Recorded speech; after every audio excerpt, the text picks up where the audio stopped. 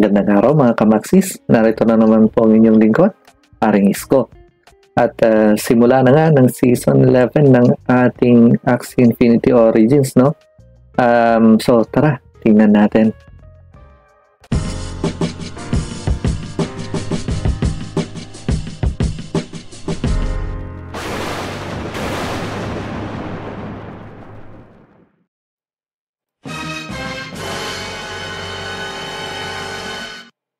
At ayan nga, no? Fresh na fresh, itlog tayo.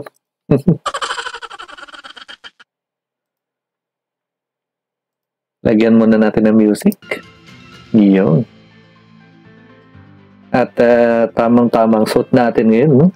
Kasi maginaw sa Lunasia ngayon, tingnan nyo, winter yung theme natin. Chumamba tayo. Actually, winter temperature din talaga dito sa amin ngayon, no? Ayan, mag 0 degrees na in a couple of minutes. Okay, so anong bago? Balik na naman tayo dito sa mga daily login bonuses natin. At kung mapapansin nyo, no, galante sila ngayon. Hindi sila random boxes. Choice boxes ang mga makukuha natin yan. Very, very nice, very nice.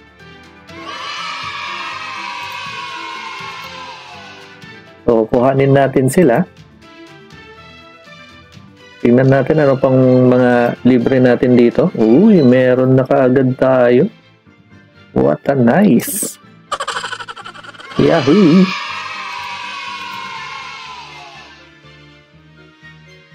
Ano pa? Eh, may random. Wad.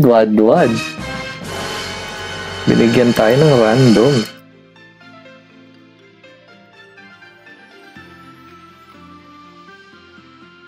Okay na rin.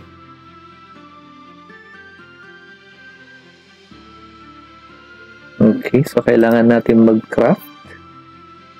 Craft it and cheese.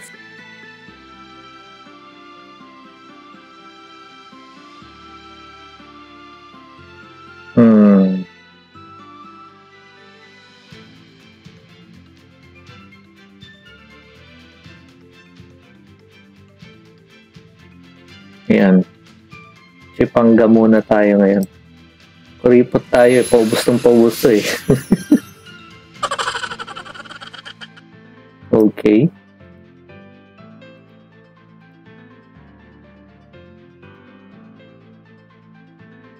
Habitin.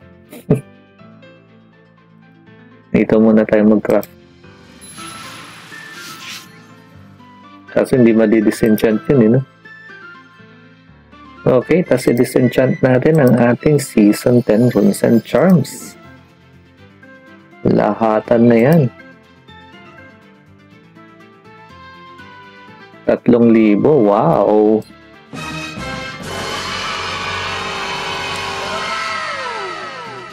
Yun pala.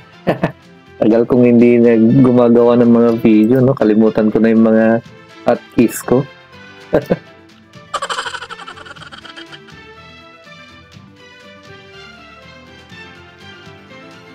Hindi na disenchant kagad yung mga nagawa ko. Ito.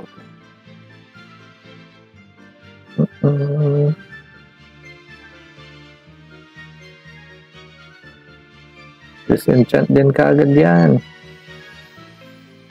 Ay, 60 lang. Wad.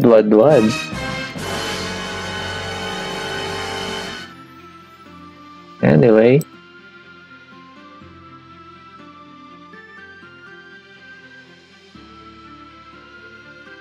So sa scrap, meron talaga agad tayo pambili. Nice. Minsanan lang ba to o dalawa? Dalawa, pwedeng dalawa. Nice. Tapos isahin pa natin dito. Okay. Anong gagawin natin doon?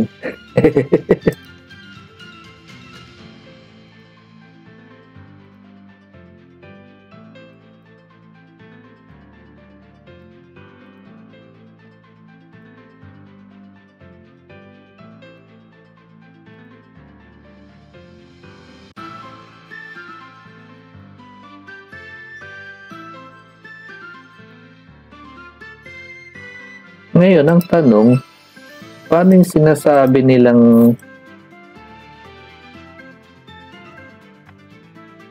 rune upgrade, no? Alam niyo ba kung paano yung rune upgrade? Saan ba ginagawa yun?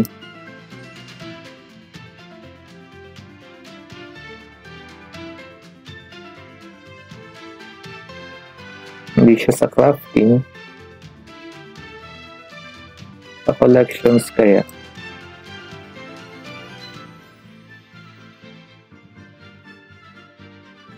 Ayun, sa collections. So, pwede mo siyang i-upgrade. May upgrade button dito, no? Max ka agad.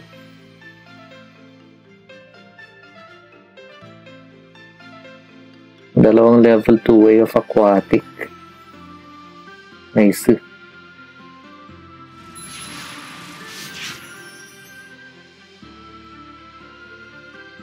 Yun.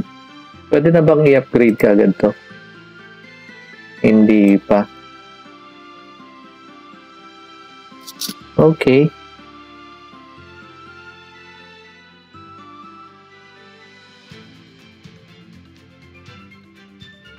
Ngayon, lagyan na natin ng mga runes and charms ang mga to. Siyempre, dito natin lalagay, no?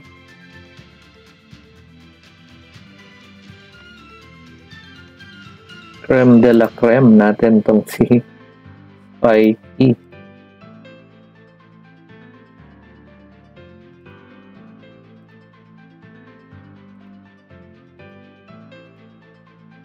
Wala tayong favoritism, siya lang.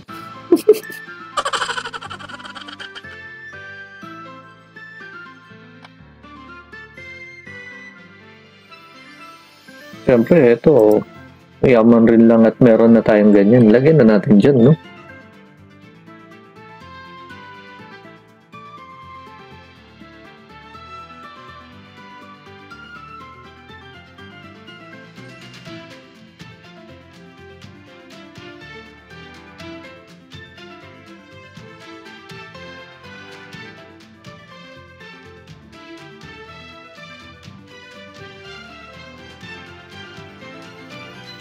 Tapos ito, inwards bubble pa rin tayo.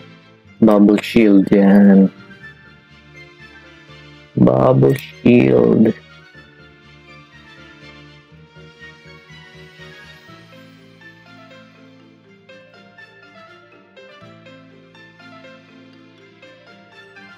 Para kay Sleepless, bubble shield.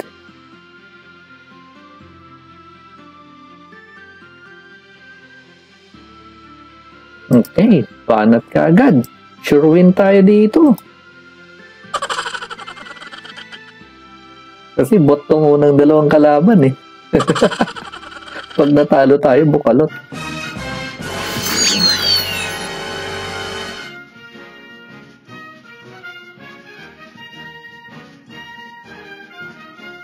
Lagyan na natin ng shield tong si Sleepless, no? Yan, baka kasi matalo tayo ng bot eh. Pag natalo ako dito, nakakaya.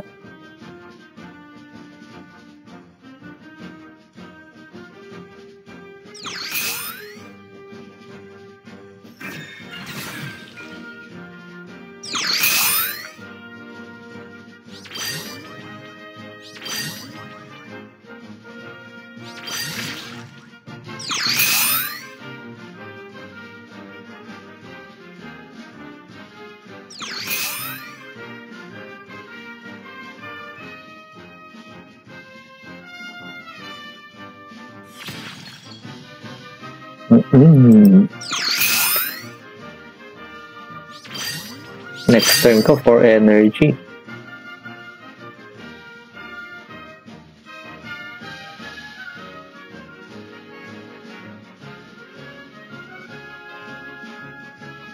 Hindi ko naman na kailangan na dagdagan yung bubble shield niya.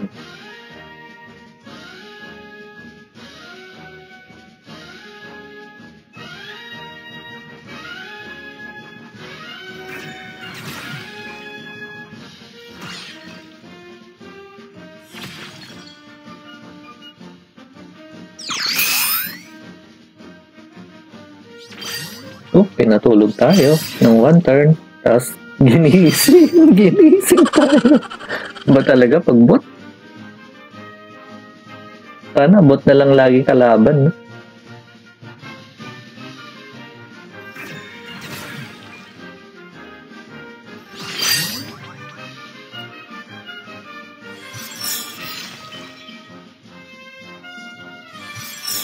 Ooh, 166. Spicy.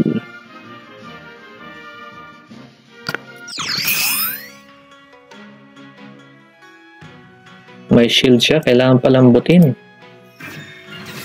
Tapos tepokin na natin yan. Ooh, 175. Nice.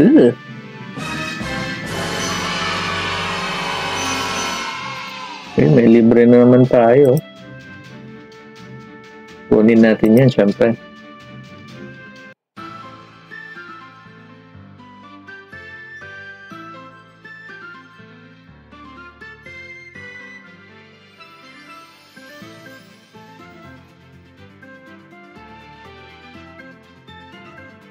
Kailangan ko ng isa nito.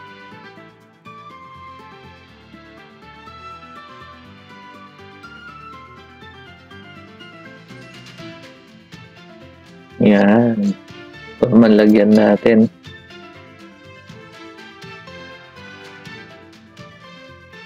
Tapos para dito yung aquatic energy drink. Okay. Yeah.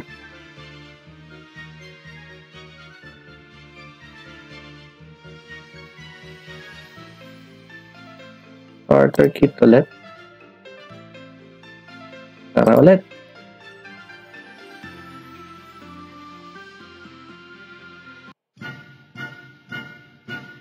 So win na naman tayo dito.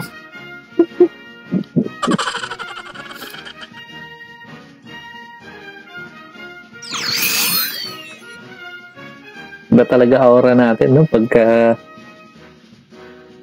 bot ang kalaban.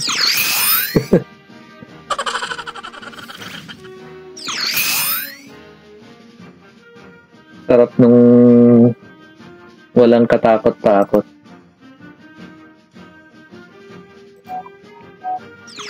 Chill na chill lang.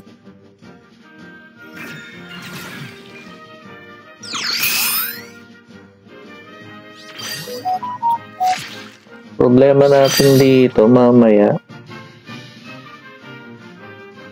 Totoong tao na yung kalaban natin. Wad tayo dun.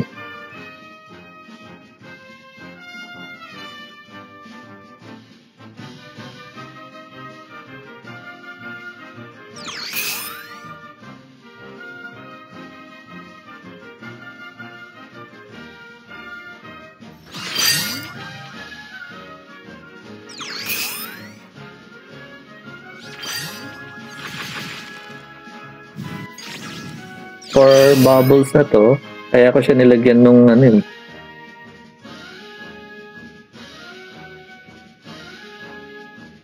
Tapos papa for bubbles din natin si Spikey. Saka si Fluffy. Dagdagan din natin ang bubble niyan. Yun lang, sasabog pala tayo pag ginamit natin to, no? Hindi ko naisip yun,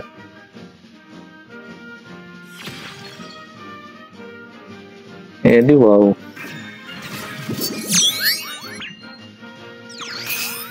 Nawala yung bubble niya. Wad. Buti napansin natin yung interaction na yun bago pa tayo may makaharap na tunay na tao, no? Siyempre, punan natin ng bubble yan. Paano ko kaya i-counteract yun? Keep natin to.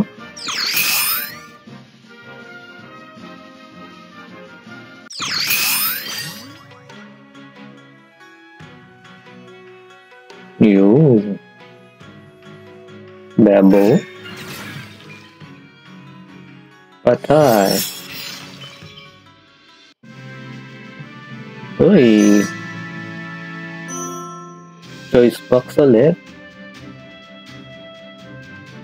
Anong kukunin natin dyan? Papanay-panayin ba natin yung...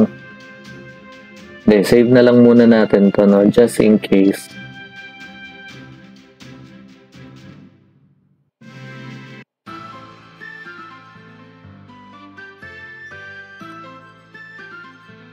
Galanting-galante talaga si Sky Mavis ngayon. Ang dami niyang binibigay ng mga choice boxes.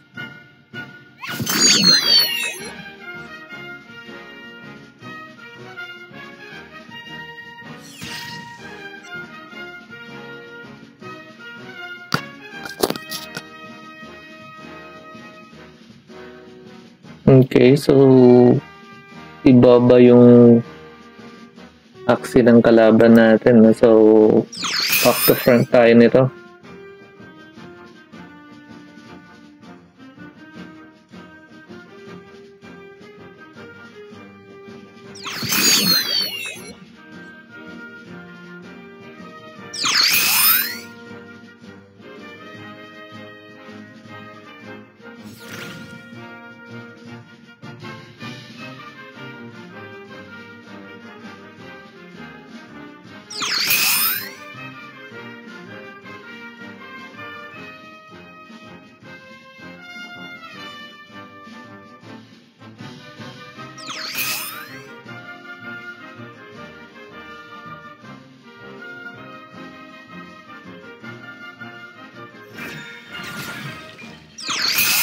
Anti-3 ka agad ang damage nun.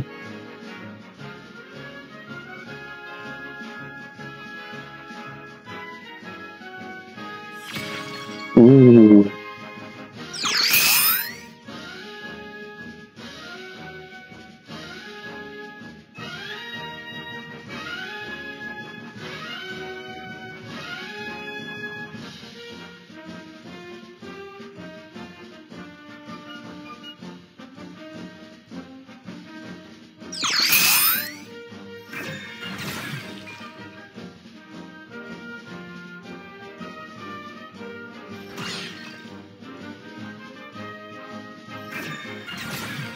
$99.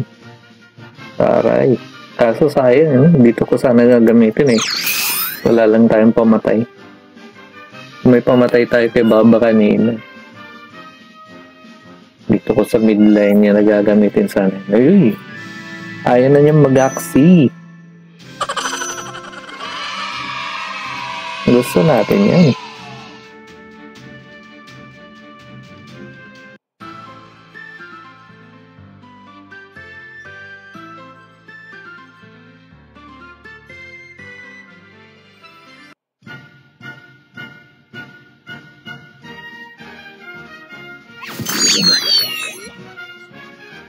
Okay. Nakakatakot ang kalaban natin. Pero syempre, unahin natin yung back mo.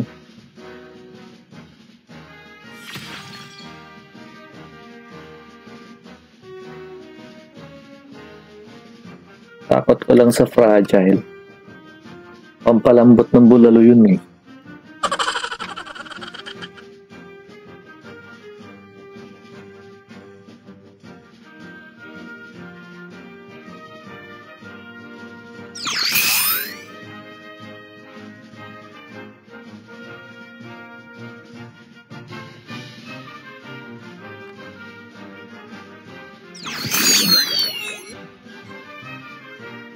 Just in case, magbalak siyang tumira sa likod. Lagyan din natin ng shield, no? Okay.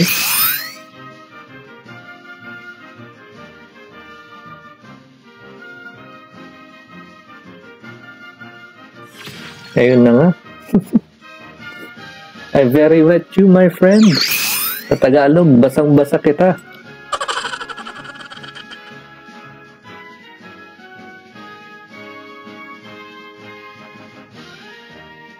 Yun lang, wala na tayong pang shield ngayon.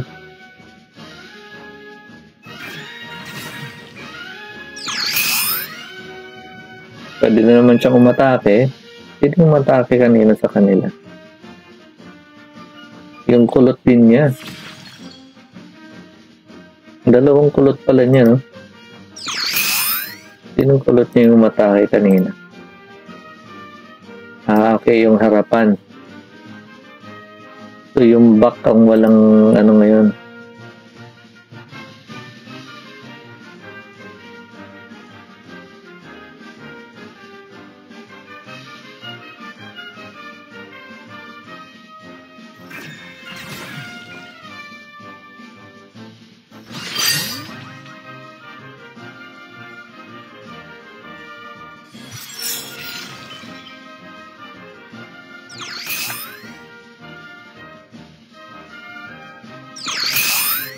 So, patay na yung may natitirang koi. Mamaya pa magre-reset ang card nito. So, mamaya papakiramdaman na naman natin kung sino may koi sa kanila. Yun yung babantayan mo sa kanila kung sino may natitirang koi.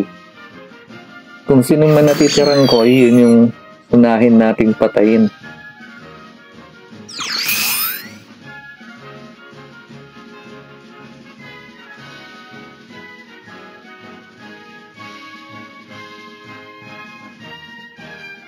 In this case, pareho silang walang koi.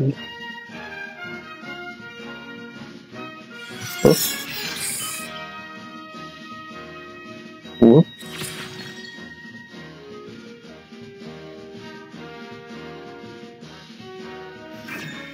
Okay.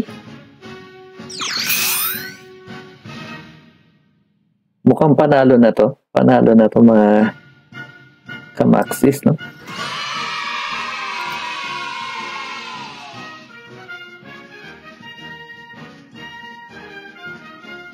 Wala naman matalo pa tayo dito.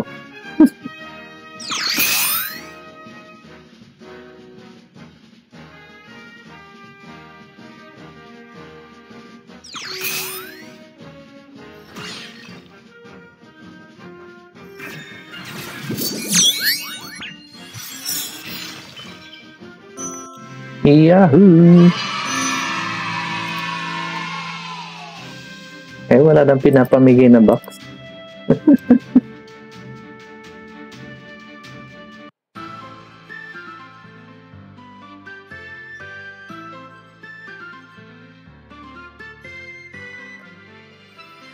Rewards.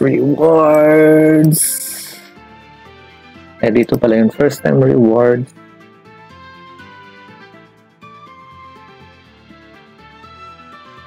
Wala na, puro na lang sila Moonshard. Sa simula lang pala galante.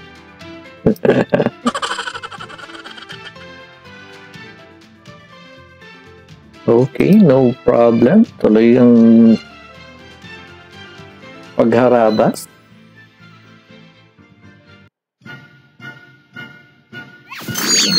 At ngayon may kalaban tayong tunay. Totoong kalaban to mga Kamaxis, no?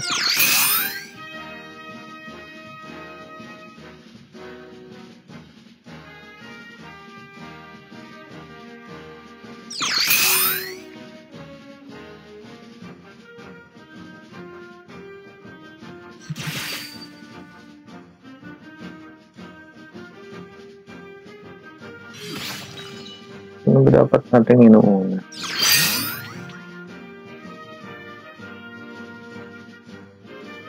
Harapan. Unahin natin ang harapan.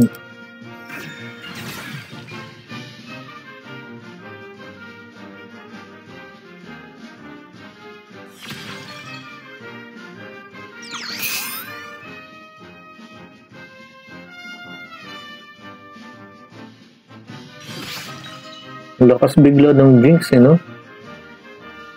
2 seasons in a row na malakas sila. Kaya lang, naalala ko ang problema ko dito.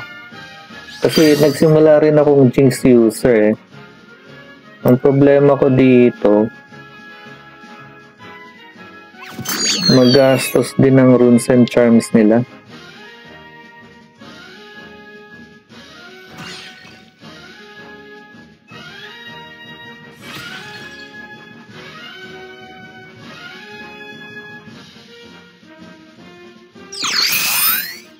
So, mahirap makipagsabayan kung Jinx. Unless kung gagastosan mo. Kaya ako natuwa dito sa Anemone kasi palakasin mo lang yung mga Anemone eh.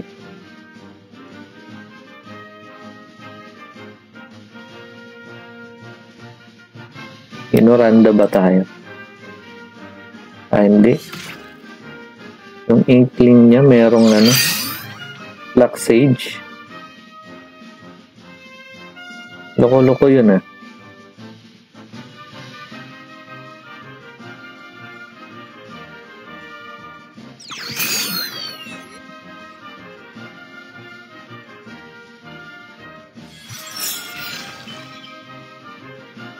Okay, sunod natin tong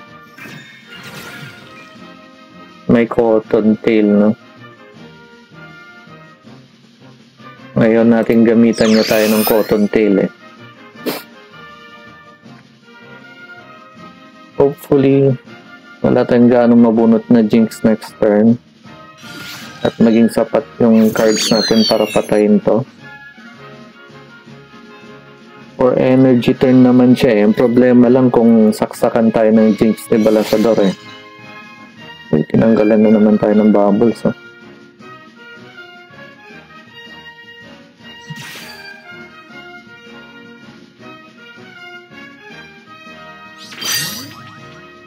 Nagamitan na tayo ng Cottontail.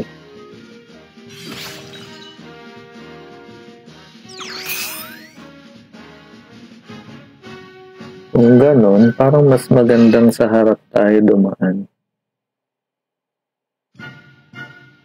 Kasi ito yung nagdi-discard eh.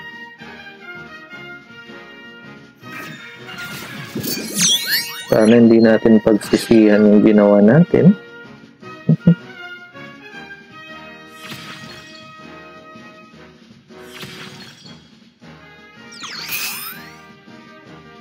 Pero sa tingin ko kasi mas threat yung may ang pangalan nun. Kalimutan ko pangalan nun. Yeah.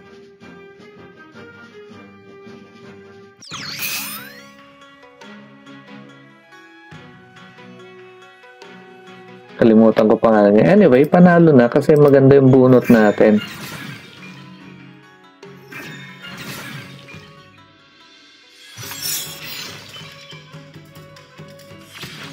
Yahoo! Here we go!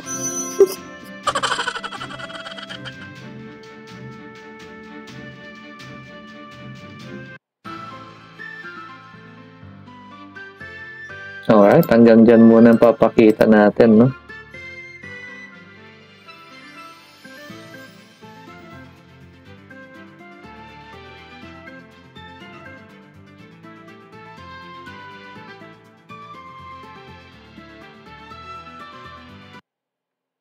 Tignan naman muna natin yung mga nag-comment dun sa last na video natin, no? Ayun, si classmate Bone 3C, sabi niya, good day, Panigeris ko. Good day sa'yo, Lods. Si Idol Felicia TV naman, sabi niya, nagpapaisko na ako ng 10 accounts nung final era pa. Wow, sana all. Paano ngatihan nyo dyan, Lods? Paano usapan sa scholarship? Kasi ngayon wala pang no? Wala pa yatang contract doon sa delegation. Tapos si Idol Eternally 9775. Di ba, Lods, pwede mag-delegate ng 20 axis sa bayan? Pwede ba mag-bounty board pag puro delegated ang axis mo o kailangan mo ng 3 axis na sarili? Doon sa bayang pag-delegate ng axis, Lods, oo, meron yan. Pakita natin ha. Dito sa up that axis, no? Punta kayo dito. Katabi ng inventory. Tapos makikita nyo yung delegation center. At ayan na nga yung mga nakadelegate na axis natin, no? dinelegatan natin si Manager Max. Shoutout. Mahal kita. Yan. So, dinelegate natin sa kanya yung isang buong tuhog team, no? Tapos, meron siyang kagild na humingi rin ng tulong. Hiniram yung isang tuhog na aksi natin. And then, trinay ko rin mag-delegate ng isang summer aksi kay Manager Max para lang makita kung pwede siya mag-earn ng sleeps. And to do that, kailangan mong i-yes yung sleep, no? So, confirmed, pagka ganyang nakadelegate yung collectible aksi mo sa kanila, ay pwede nilang makuha yung sleep. Pero, may extra action. So, tignan natin, no? Hanap tayo dito ng collectible aksi natin.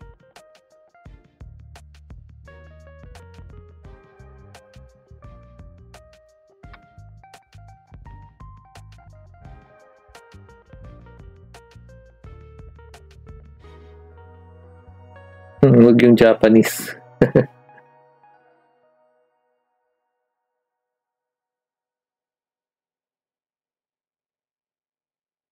Yan. Kunwari ito, no? I-delegate natin. So, to delegate, kailangan alam mo na yung Ronin address ng pagde-delegatean mo. For this example, kukunin ko lang yung Ronin address ni Reyna Max.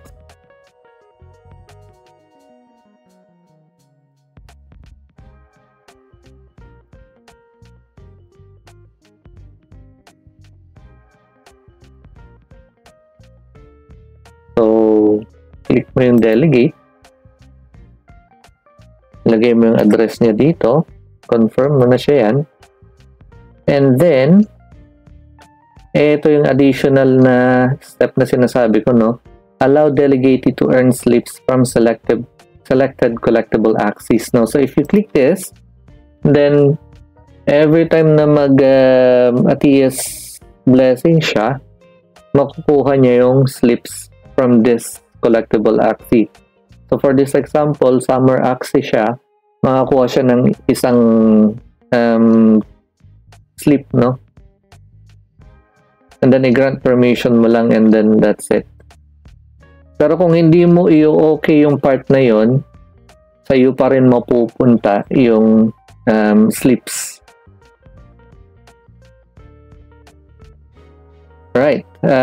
Pero, doon sa pangalawang tanong ni Idol, no, na pwede bang mag-bounty board pag puro delegated ang axis, hindi ko pa to na-verify. Pero sa tingin ko naman pwede, no? Kasi, once na dinelegate mo yung axis, nakikita rin nung pinag-delegatean mo yung axis na yun doon sa kanyang inventory.